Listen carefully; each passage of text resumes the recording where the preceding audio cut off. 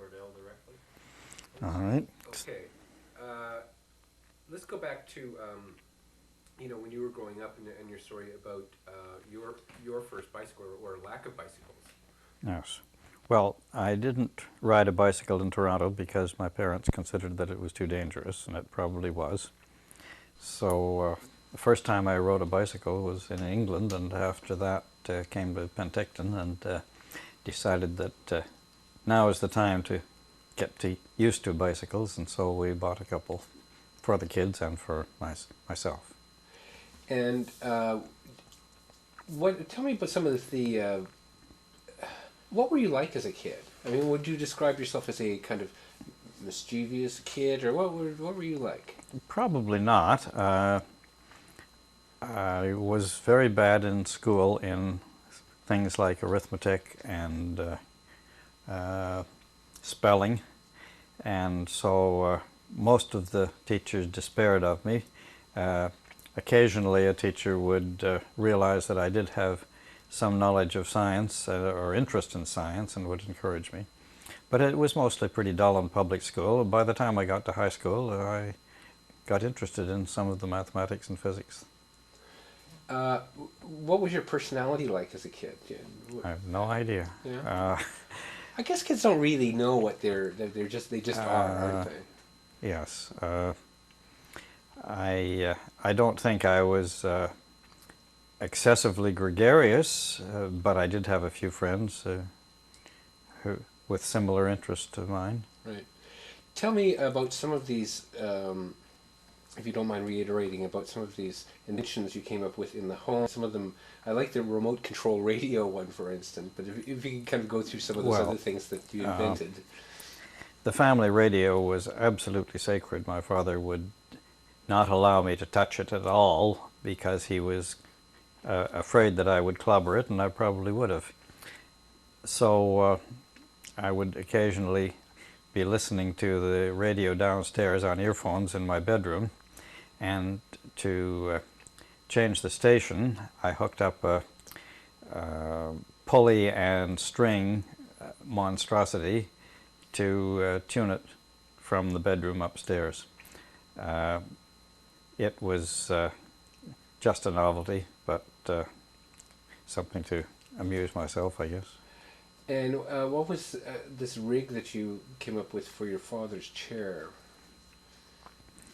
Well, I simply put a concealed switch under the cushion of my father's chair, and the switch was in series with the doorbell, or in parallel with the doorbell, I guess, so that when my father sat down after coming home from work in the evening, he would immediately have to go to the door and find nobody there and try again. But he found the reason for it before too long. Okay. Any other little gags like that you pulled off around the house? Well, we used to make telephone systems between our house and the neighbors. These were very crude microphones that we made, and we pretended to improve them, but they never got any better. After a while we lost interest in that. Were this the string and tin can variety? Oh no, it was beyond that. It was electrical. There are carbon blocks, and we got the carbon from the inside of ordinary flashlight batteries. And if they're on a resonating box, touching slightly, you do get a modulation of the current. And we were delighted that they worked at all, but baffled to try and improve them. So eventually I gave that up too. It's interesting, though. There is this sort of continuity of interest in things electronic. Did that lead you where you finally ended up? Yes, right? Probably. I was always playing with electrical things, and even radio tube. I built a few receivers, first crystal sets and then radio tube receivers, and all the time my father didn't allow me to club or the family radio. But eventually I knew more about radio than my father, so it was rather difficult for him to say no. So after I had had some training, I rebuilt the family radio, so it was much better. But then that was the family radio for a while, until I went into the Arctic after 4 years of university. And of course my parents didn't know how to fix it, and it's a sort of thing that needed a bit of fixing. So eventually I gave up and bought the parents a new radio when I left home for a while. Okay. What was the first, what prompted you to, we'll be kind of going around and back and forth in time a bit here, but I want to get to the bicycles downstairs, and what prompted you, first of all, to play with those things? Well, the children had bicycles from the time that they were old enough to ride them, and because Penticton didn't have the traffic that Toronto had, it was reasonably safe. But of course children grow, and they grow out of their bicycles, and the old bicycles kept accumulating in the basement, and I don't like to throw things out, so eventually we had quite a pile of old bicycles that nobody wanted. So I decided after the children had left home to remake some of them with odds and ends of nonsense, as you have seen. And what was the first one, and what was your thinking behind it? I guess the first one was the crossed chain, where you pedaled backwards in order to go forwards. Okay, and what was the effect you were trying to have on people? Just to surprise them, and no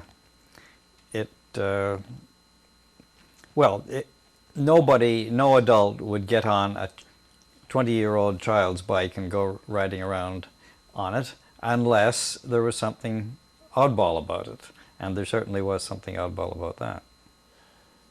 Okay, and I mean, I'm curious about what the challenge was. Well, there were challenges as to how to make it go backwards. A crossed chain was the simplest, but that led into problems because the frame wouldn't allow the chain to go across, even though I had put more links in it. So I had to chop up the frame and move the girders around the chain. Mm-hmm. Okay, and what was the next bike cup that you did?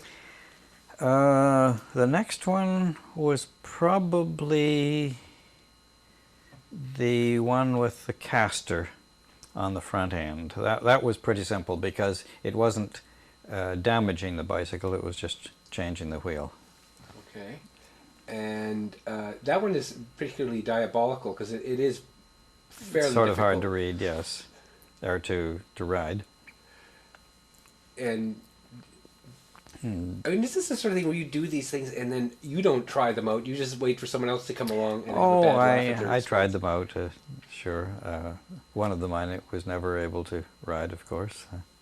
The one that steers backwards, and only my son can ride that. And then the one where the sprockets are that has two sets of sprockets and cranks. I took that on as a challenge because I knew it would be fun. You could sort of predict what would happen, and we had these extra bicycles around that did have sprockets that were not a proper match. So it was quite an effort to fasten a sprocket on the back hub and actually make it work. Is there sort of a thing here with that this kind of puttering for the sake of fun, is it something that was maybe came from an era? Like I guess what I'm getting at here is that I wonder how many kids that grew up today would in the future play around with something like this. Is it something that... Well, so many things are prepared for kids already, even software programs and computer games and so on, so that there is, by the time the children get it, they have not put anything into it. It's somebody else has done it all for them. And possibly young people wouldn't understand the concept of building something where there is no definite design. You just start in with a hacksaw and see what'll happen.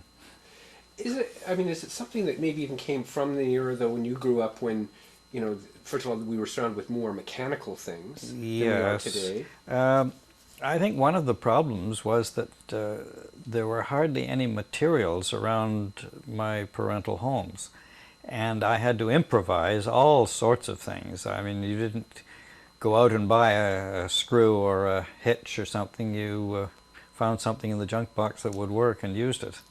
And I have accumulated pretty substantial junk box over the years, as my wife will agree with. And her junk is useless, but mine is very useful. I guess what I'm trying to look at is, what's the... There for tape. Okay.